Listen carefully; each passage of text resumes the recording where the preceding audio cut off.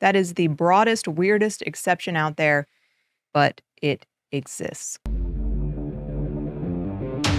We are the Armed Attorneys. Today we're talking about I guess this is a viral video from the TikTok. Don't make me watch TikTok, guys. And it's in connection to, there's a handful of states that are letting new classes of people carry firearms, maybe even be law enforcement in their state. So we're going to be talking about, can illegal aliens purchase guns, carry guns here in the United States? What is this lady talking about? But before we begin, show your support for the Second Amendment by hitting that like button. And all right, we just have to, let's just watch her. Yeah, let's just watch her. Let's watch her.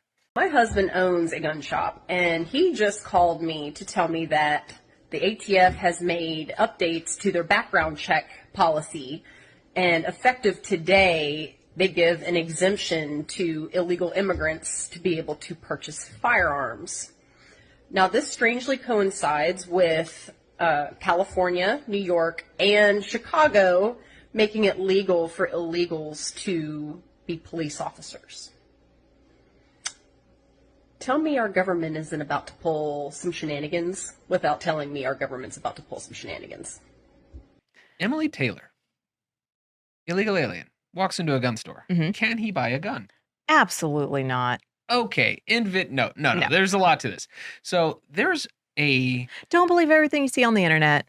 No, this lady is absolutely incorrect. We have not changed the 4473. The ATF has not changed how they enforce the provision as to illegal immigrants. I'll give her this. If you're here illegally in this country, the federal government, as it stands right now, would probably love for gun stores to sell those people guns, because then what does the federal government do? Yank your license. Yeah. Shut down the gun store. So yeah, probably they'd love it if the gun store messed up and did it, but it is not legal. They will close down that gun store if they sell to an illegal immigrant. Yeah, and there's probably, I don't disagree with the hypothesis that the federal government's kind of asleep at the wheel when it comes to, maybe what's in the best interest of the country. And so Yes. It wouldn't surprise us. If you were going to think about how to destroy the United States, I can't really think of much more else the Biden administration could do to make it happen. So, for a lot of people, it seems very intentional. Yep. But Texas has to cut its razor wire and then sell the guns. yeah, seriously. But no, that is not quite what's happening right now. No, but it is worth talking about, because there are, we do have a handful of states that have said, hey, guess what? We have giant recruiting problems. I wonder why they have recruiting problems for police. Why don't people want to be police officers right now? California. Yeah, Illinois, New York. They have expanded the pool of potential applicants for police officers. And, what accompanies this expansion pool? And they're talking about non-U.S. permanent residents, non-U.S. citizens, potentially being law enforcement officers in their respective states. There are ways for them to legally possess firearms. Yes. And again, this is not illegal immigrants becoming law enforcement officers. This is people who are here legally, in fact, who have work permits. They can work, not just be here. Mhm. They can work here legally, can in California, and perhaps we didn't look up in those other states, we just pulled California's law, can in a few select states become members of law enforcement. But yes, then the question becomes, those are people who typically can't purchase, possess, transfer firearms. So how do they do it? How do they do it? Yeah, so we have to break down our categories of, I would say there's really 4 big categories here. You illegally enter, not eligible. Mm-mm. You enter legally but remain unlawfully. Let's say your visa expired. Not eligible. The next class of people, and this isn't really who we're talking about, they're called visa waivers. That means they come to the country. We have treaties with some close friends, the United States. They let their citizens come to the United States without a visa. We go to their countries without visas. Visa waiver people, those people, they're not here on a visa. They can purchase and possess Canadians. firearms. Yeah. Canadians. Who knew? I learned that. Yeah. I learned that. You learn something new. Even a gun lawyer learned something new. I learned that recently. Yeah. Canadians, But come that's- on in. Get your guns. But that's not necessarily who we're talking about, because they're here usually temporarily. Those visa waivers typically only last a few months.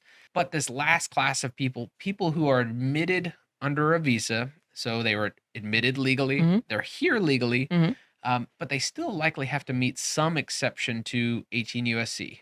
I tell them to go get a hunting license. Yeah.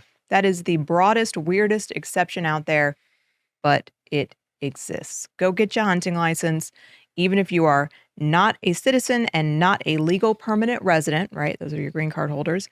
You can get your hunting license, and be exempted from that provision on the 4473. Yeah. Buy a gun. Yeah. And that has been the law for a Ever. really, really, really long time. As long as I have been doing this. So that's a decade. Yeah. At So least. So this isn't, I wouldn't say this is a really change in the status quo.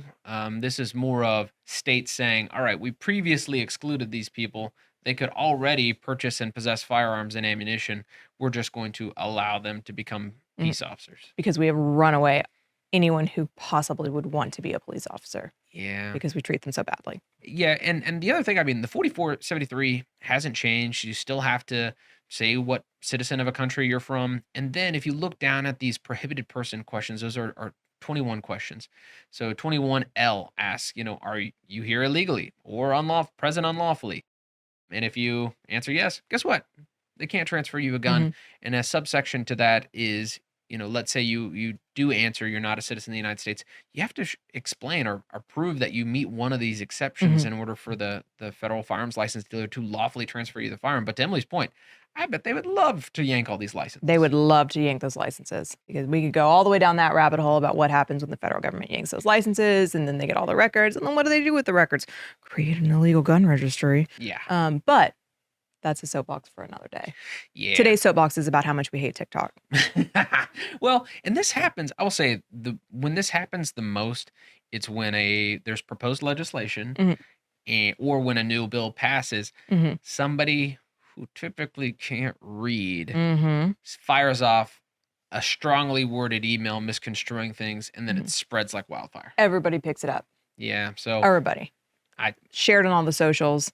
Then we're fielding phone calls about it. Yeah. I think It's a class 4 felony to wear a mask and carry. Yeah. She recalls back to the days of COVID-19 You just made my heart hurt. where 100 calls a day were people wanting to know about Can they carry with a mask? Yes. No. The answer was yes. So in Texas, especially when it comes to TikToks, I would presume that it is wrong and then prove your TikTok right. Yeah. Don't even trust, then verify. Don't trust, then prove it wrong. Don't trust, then verify. Yeah. There you go. Ronald Reagan. We hope you enjoyed this discussion. If you did, consider subscribing, hitting that like button, and help us fight the anti-2A algorithm by sharing this video. And leave us a question or a comment below. Until next time, we're the Armed Attorneys. I don't I don't take a bar of soap and go. Well, I mean, that's what I'm imagining.